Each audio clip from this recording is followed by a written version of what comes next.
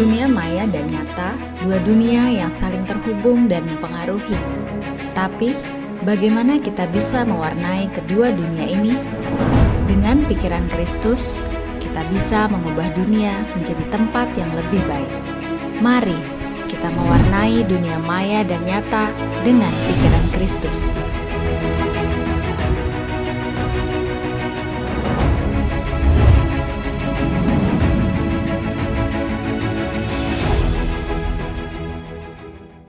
Keselamatan menghasilkan perbuatan. Shalom, bertemu bersama saya Edward Purba. Apa kabar saudara hari ini? Saya berharap semua dalam keadaan damai sejahtera dari Tuhan kita Yesus Kristus.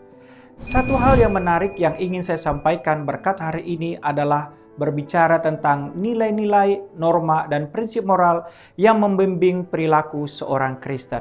Ada pertanyaan yang menarik yang pernah saya dapatkan, bahwa menjadi orang percaya kepada Kristus bukan hasil usahanya, tetapi pemberian Tuhan. Itu betul. Tapi apakah menjadi percaya karena karya Tuhan itu kepada kita, lalu kita cukup percaya dan bersifat pasif saja? Bukankah apa yang kita percayai menjadi acuan kita dalam hidup dan bertindak? Karena banyak orang Kristen salah memahami bahwa keselamatan hanya berbicara iman saja tanpa melihat dampak dari iman dalam perbuatan dan memberi hidup yang bernilai. Orang berpikir percaya kepada Kristus tidak perlu berbuat apapun. Hal ini kurang tepat karena keselamatan berbicara hasil yang diperlihatkan. Hasil itu harus menjadi kebiasaan dan ini menjadi dasar kita dalam beretika dan bermoral di dalam kehidupan kita. Nilai-nilai ini harus tampak dalam kehidupan kita dan berjuang untuk itu. Oleh karena itu, beberapa hal yang ingin saya sampaikan adalah landasan utama kita dalam berperilaku dan menjadi kebiasaan adalah karakter moral Tuhan. Karena ini adalah dasar atau standar dasar etika moral dan kebiasaan perbuatan yang alkitabiah. Apa saja karakter moral Tuhan itu? Pertama, karakter Tuhan itu baik. Ketika Alkitab berbicara tentang moral Tuhan, karakternya secara khusus, ia berbicara tentang Tuhan sebagai pribadi yang baik. Mazmur 119 ayat 68, Engkau baik dan berbuat baik, ajarkanlah ketetapan-ketetapanmu kepadaku. Dalam Ulangan 32 ayat 4 tertulis, Gunung batu yang pekerjaannya sempurna karena segala jalannya adil, Allah yang setia dengan tiada kecurangan, adil dan benar Dia. Tuhan menyukai ciptaannya yang sesuai dengan karakter moralnya. Banyak bagian lain dalam kitab suci menunjukkan bahwa Tuhan menginginkan dan menyetujui moral ciptaan yang sesuai dengan karakter moralnya. Tuhan yang penuh kasih, adil, penyayang, setia, jujur, suci, dan lain sebagainya. Dia juga menghendaki kita bertindak jalan yang penuh kasih, adil, penyayang, setia, jujur, suci, dan lain sebagainya. Ini adalah sifat-sifat yang dikehendaki Tuhan. Dalam 1 Petrus 1 ayat 15 tertulis demikian, tetapi hendaklah kamu menjadi kudus di dalam seluruh hidupmu sama seperti Dia yang kudus yang telah memanggil kamu. Lukas 6 ayat 36 juga tertulis, hendaklah kamu murah hati sama seperti Bapamu adalah murah hati. Bahkan dalam 1 Yohanes 4 ayat 19, kita mengasihi karena Allah lebih dahulu mengasihi kita.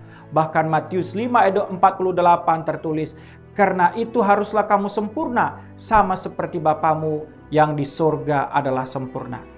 Banyak ayat lain saudara yang menjelaskan bahwa perbuatan, kebiasaan yang menjadi landasan kita beretika adalah karakter Tuhan itu sendiri. Sehingga tidak pantas bagi kita menjadikan satu orang manusia sebagai acuan kita dalam berbuat dan bertindak. Satu hal yang perlu dipahami oleh orang percaya adalah Tuhan tidak mungkin membuat standar moral lain selain Dia.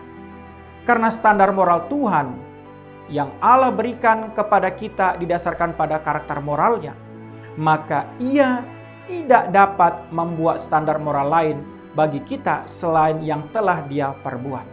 Nah, yang berikutnya berbicara standar moral yang terwujud dalam perbuatan-perbuatan kita sebagai orang percaya terlihat dalam standar moral yang kekal dari Tuhan seperti yang terdapat di dalam Alkitab. Firman Tuhan dalam Mazmur 96 ayat 13 tertulis, "Di hadapan Tuhan, sebab Ia datang untuk menghakimi bumi. Ia akan menghakimi dunia dengan keadilan dan bangsa-bangsa dengan kesetiaan." Semua bangsa, semua dunia, semua peradaban akan diadili oleh Tuhan. Kisah Rasul 17 ayat 24 dan 31 tertulis, "Allah yang telah menjadikan bumi dan segala isinya, Ia yang adalah Tuhan atas langit dan bumi, tidak diam dalam kuil-kuil buatan tangan manusia. Karena Ia telah menetapkan suatu hari pada waktu mana Dia dengan adil akan menghakimi dunia oleh seorang yang telah ditentukannya. Sesudah Ia memberikan kepada semua orang suatu bukti tentang hal itu dengan membangkitkan Dia dari antara orang mati." Jadi, standar moral hidup orang percaya yang diselamatkan tidak akan pernah berhenti berlaku bagi kita umat Tuhan. Beberapa ayat menunjukkan bahwa satu hari nanti Tuhan akan menjadi hakim seluruh bumi, tercatat dalam Mazmur 96 ayat 13. Di hadapan Tuhan, sebab Ia datang untuk menghakimi bumi. Ia akan menghakimi dunia dengan keadilan dan bangsa-bangsa dengan kesetiaannya.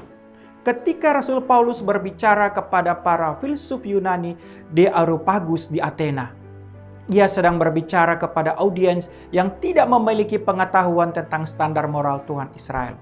Bahkan kepada audiensi ini, Rasul Paulus menyatakan bahwa satu-satunya Allah yang benar, Allah yang menjadikan dunia dan segala isinya adalah Allah yang telah menetapkan satu hari di mana Ia akan menghakimi dunia dengan adil melalui seseorang yang telah Ia tunjuk. Dan tentang hal ini memberikan jaminan kepada semua orang dengan membangkitkan Dia dari antara orang mati. Kita bisa baca di Kisah Para Rasul 17 ayat 24 dan 31. Para filsuf Yunani penyembah berhala ini, kata Paulus, akan dihakimi oleh Allah berdasarkan standar-standar moral universalnya yang kekal. Demikian pula dalam Roma pasal 1, Rasul Paulus mengajarkan kepada orang-orang non-Yahudi yang kala itu kebanyakannya dari mereka tidak memiliki pengetahuan tentang standar moral Allah yang tertulis di dalam Alkitab. Akan dimintai juga pertanggungjawaban oleh Allah karena mereka tidak dapat berdalih ketika mereka tidak menghormati Allah sebagai Allah atau memberi terima kasih kepadanya. Kalau kita membaca ayat 20-21. Jadi, hari ini jelas bagi saudara dan saya, orang percaya atau orang pilihan Tuhan tetap dituntut untuk melakukan perbuatan yang bernilai, bermoral, beretika sesuai dengan karakter Tuhan. Kita sebagai orang yang sudah diselamatkan akan tetap dituntut atas perbuatan kita. Bahkan orang yang tidak percaya pun akan mengalami hal yang sama. Jadi jangan bingung dengan pertanyaan, apakah standar saya dalam bertindak, beretika, bermoral, dan berbuat? Sekarang sudah terjawab, bukan? Bagi kita semua yaitu karakter moralnya Tuhan. Terpujilah Tuhan, Soli Deo Gloria, Tuhan Yesus memberkati. Shalom.